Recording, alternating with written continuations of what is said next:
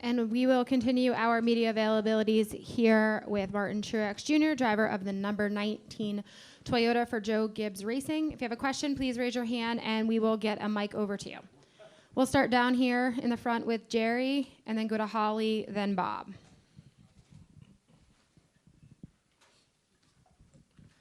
Jerry Jordan, kicking the tires, not a couple, but I hadn't talked to you since you announced that you weren't retiring, so you probably answered some of this, but did you just get to the front of the field and start leading and saying, hey, this is going to be, this is fun, so I want to come back? I mean, when did all this? I don't think it was quite that simple, but, that certainly helped. Just, honestly just wanted to, like last year, just take the time to make sure I was committed to, doing all the things it takes to run up front, be competitive, try to win a championship. So answered those questions and, decided to do it again. And going into the, next week with Daytona and getting through that and then getting into the playoffs, but how do you attack, going into Daytona and trying to, win there, knowing how chaotic that race can be? Yeah, I think for us, just hoping to come out of here this weekend with a really, good position and points, and hopefully, there's a chance we could clinch the regular season this weekend. That would be great. But I think we're in a pretty good spot. We just need to be smart, need to do what we know how to do, and Daytona is always a crapshoot, so you never know. But hopefully we can have a good weekend here, and be pretty low pressure, pretty low key next weekend. We'll go to Holly and then Bob. Hi, Martin. Holly Kane with the NASCAR Wire Service. Does this season, obviously you started off with a win in the Busch Light Clash, and got all these wins, and now you're leading the championship going in. Do you have a similar feeling to your past championship year? Are all things rolling forward in a good way? I mean, are you kind of there? Yeah. I feel like we're there. I mean, it's. You never know what can happen in the playoffs. It's the elimination format.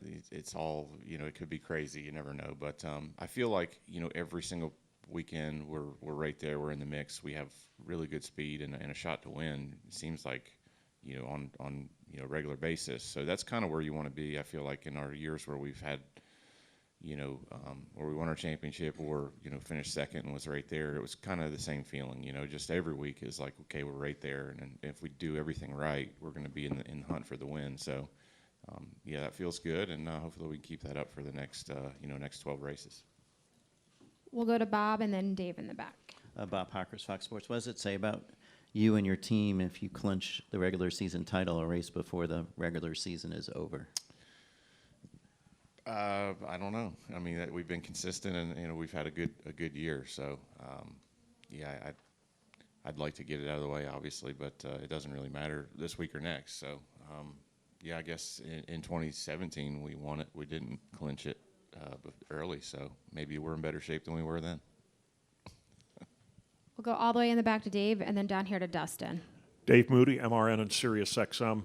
This kind of ties into what was just asked. How high on your priority list or your to-do list is that regular season championship this weekend so that you don't have to worry about it going to Daytona?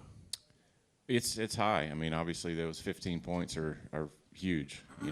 Playoff time starts and you want to have all the bonus points you can. So hopefully we can do that. That's really the main goal. Obviously, we want to win the race. More points come with that. So I mean, we just got to do our jobs and be smart about it. And I just got to be smart about not taking a lot of big risks or anything like that. And just really do what we've done all year. I mean, that's the name of the game right now. So do what we know how to do and don't screw up. We'll go to Dustin. Dustin Long, NBC Sports. Obviously, you got a big lead in the driver's standings over your teammate, but it's a little bit smaller in the owner's standings because he was penalized. He was only penalized points for the podcast comments. So I'm curious. I know you talk about the driver's standings or winning the regular season. How much is there a focus on this owner's standings and that, and where does that play for you and your team? I really don't know. I just look at the playoff bonus points and all that. So that's the only thing that matters to me right now. Are there any final questions for Martin?